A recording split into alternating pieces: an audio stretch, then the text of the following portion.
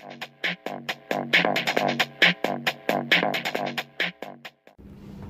my name is Mike, and in this video we're going to be talking about language learning and technology.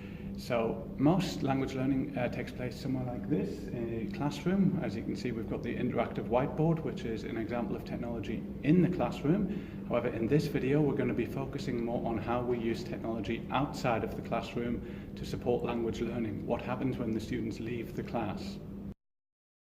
I'll start with a bit of background about my situation. I teach English language lessons to international students who are going on to university, so I'm teaching English for academic purposes.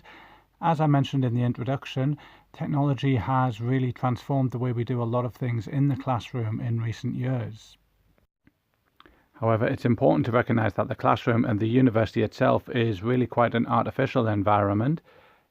The kind of language used there is quite limited. Of course, there's a lot of academic language, there are lectures that you listen to, there are discussion groups and so on. But the students who are studying in Australia are also, of course, living in Australia. They have to go home after class, they have to interact with people in cafes, they have to go to the shops, they have to live their whole life in English while they're here. What we're often seeing is that these students, when they get on the tram or the bus and they leave campus, is that they're going home to a non-English speaking household. And quite often they're in a suburb where English is not the first or only language spoken, so they're just not getting that practice outside of class that they need to be successful. Now, the consequences of students not learning English can actually be quite severe.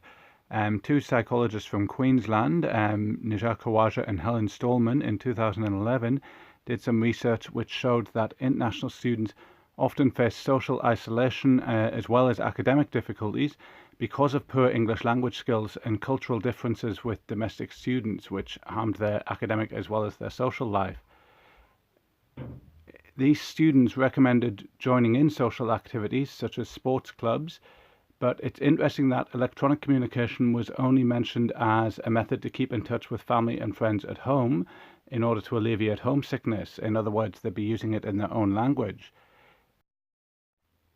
Research done in Japan by Howard Doyle and Michael Parrish showed that students who were asked about good ways to learn English didn't mention electronic, online or multimedia options, but when they were prompted about these options, they evaluated them as good ways to learn English, and according to the learning diaries, they went and tried them out.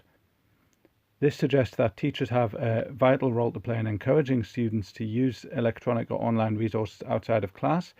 We can't just assume that because students tend to be young and they're digital natives that they're automatically going to know the best online methods to use and learn a language. There are a wide range of ways in which students can use the internet.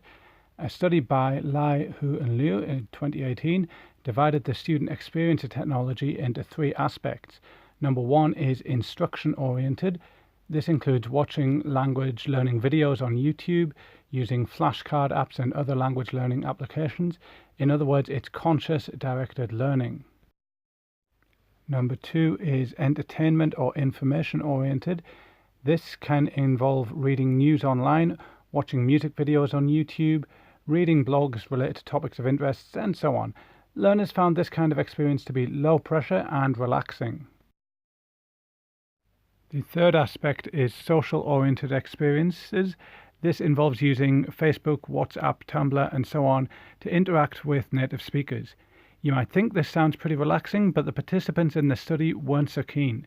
Not many students use technology for this purpose, and those that did found it odd and uncomfortable.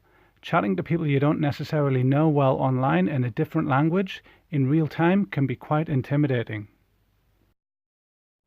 One possible way to encourage the social-oriented experience was explored in a Thai study by Reinders and Watana in 2011. They used a modified version of a popular massive multiplayer online role-playing game called Ragnarok Online, and encourage students to use the voice and text chat features in English. The study found that the students' level of interaction increased and their anxiety using English decreased.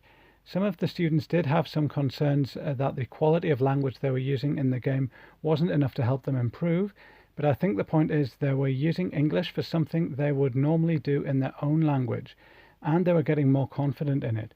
Students often feel that they aren't really learning unless they've got a grammar book or an app open in front of them, but that's not how we learn our first language. We learn it by using it. As David Gauntlett writes in his 2015 book, Making Media Studies, people learn better when they can follow their interests in a flexible and spontaneous way. Online Web 2.0 apps really allow for this in ways which even the best planned language lessons often can't. Another important factor that's mentioned in Doyle and Parrish's research is the Self-Access Learning Centre, which can also be known as an independent learning centre. These are mentioned as a way to allow students to learn in a more independent way with a greater degree of choice than is offered in the classroom, where materials and activities are selected for you by the teacher. In this way, they can act as a kind of bridge between the classroom environment and the so-called real world environment outside of class. So where does the language teacher fit in here? Well, in another paper by Lai in 2015, the role of the teacher is emphasized. Firstly, through affection support, which simply means making students aware of a resource and encouraging them to use it. Secondly, capacity support means showing the students how to use the resource. Finally, behavior support means that teachers can inspire students by modeling the use of a particular resource in their teaching. Students might then follow up on that website or app outside of class. I feel that a lot of people see technology as either a barrier to language learning or as a magic bullet that's going to fix all of the students' language learning problems. It's really neither, but from what we've seen today, I hope we can take away from this that if we can get students living their daily lives online, even just doing things they would normally do, such as gaming, watching music videos on YouTube, chatting on social media, if we can get them doing that in their target language, then we're setting them up with the skills they need to become successful language learners in the future. Thank you.